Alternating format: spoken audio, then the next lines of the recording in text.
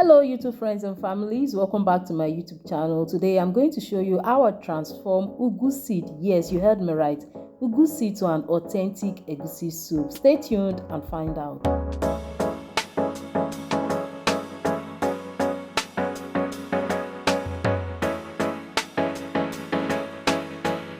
Yes, welcome back. So let's start by getting our pumpkin ready. Sorry I had to call the pumpkin behind the camera, but this is what it looks like at a whole. This is the regular seed that comes out of Ugwu. I'm very sure every Nigerian, especially the Igbos, will recognize this well. Every Nigerian should actually. So the next step is to get out the main seed from the Ugwu pod. Remove all seeds from the Ugwu pots. That is how we are going to start making our Ugwu. So I'm going to do that and get back to you. After taking out every seed from my pod, I have no use of this pod. I don't know what to do with it. If you have any idea what to do with this, you can just drop your suggestion in the comment section, but I don't know what to do with it. Now the next step is to take out the real melon. What you are using for the melon soup, for the egusi soup, that is what you are going to take out now. So start by peeling off. First cut into 2 equal half and start by peeling off the back of the seed inside your Ugwu seed, or should I say the Ugwu pod. Remove all white substance inside, and that is what I'm just doing here. So once you are done removing that, you just have to rinse very well and be sure to transfer into a bowl of water, just like I'm doing here. Immediately you're removing it from the pod. So the next step is to rinse very well and get your blender. So just pour it into your blender after correctly rinsing it. You are just going to rinse very well. The regular will rinse our egusi or our pepper. Then get your pepper, onions, crayfish, whatever you're blending with it. Whatever you're using. For those that doesn't like to see locust beans in their cooking, you can just blend it with the pepper and everything will be nice, just to give it the aroma. Then the next thing is to blend this into a very smooth paste. It has to be very smooth. Then pour it in your pot and place it on your gas cooker. Add some salt, just a pinch of salt will do, but please remember you've added salt in the beginning so that you don't end up making a very salty food. So remember you've added salt from the beginning and be mindful of how you add every other ingredient later, including your protein stock, your beef stock, or whatever meat, the stock of whatever meat you're using to make your soup. Let this come to a boil.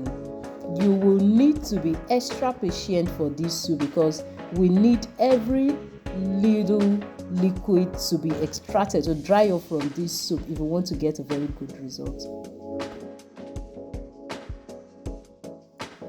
And as you can see in the video, I just covered my pot back and the liquid in the egusi started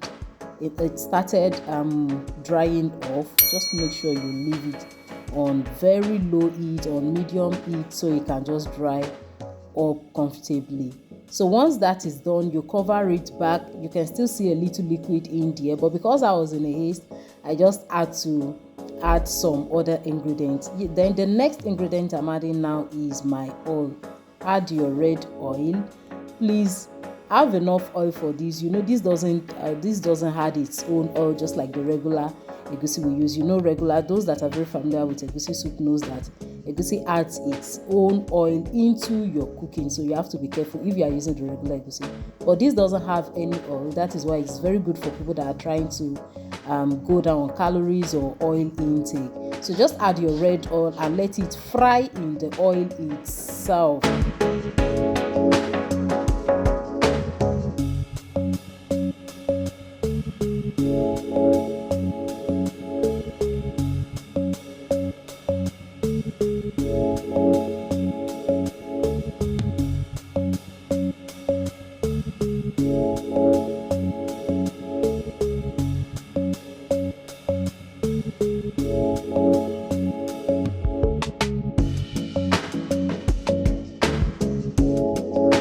And at this point, the liquid in my soup has greatly reduced to a notable point.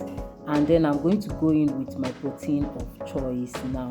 So the next step is to go in with whatever protein you have. Is it fish, is it meat, anything at all you're adding to your soup. So I'm going to go in with my meat first.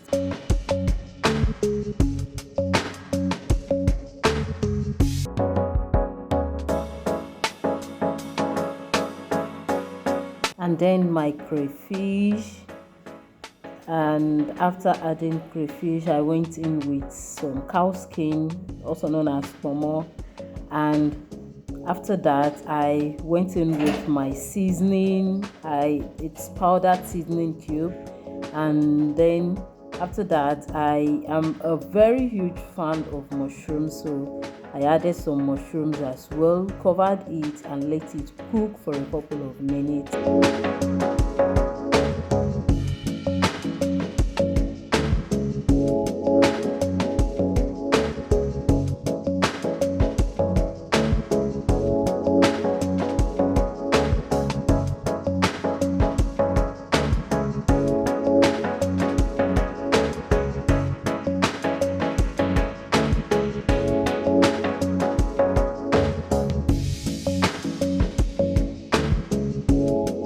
After it's completely cooked, I opened and then I just mixed to combine, just to make everything well combined, put everything together.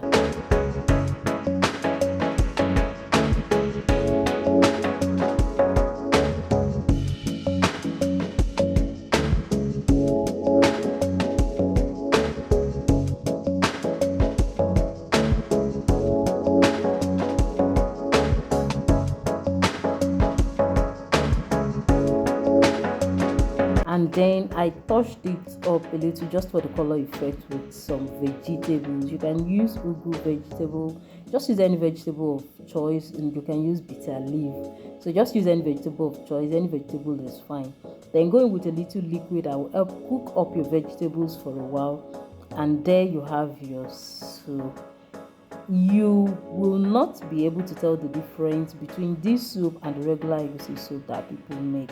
You just think it's just a regular egusi soup, and this soup is just the best alternative for every other egusi soup, no matter the breed of the egusi. So once you have your ugu seed, don't worry, you're very good to go. Thank you very much for watching. If you've watched to this stage, say yummy in the comment section.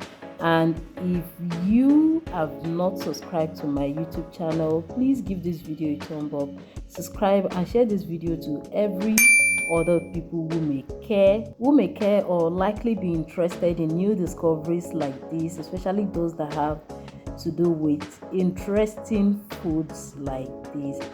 And I honestly want you to try this out, because personally I think this is way better than the regular egusi soup. This is just so sweet and interesting.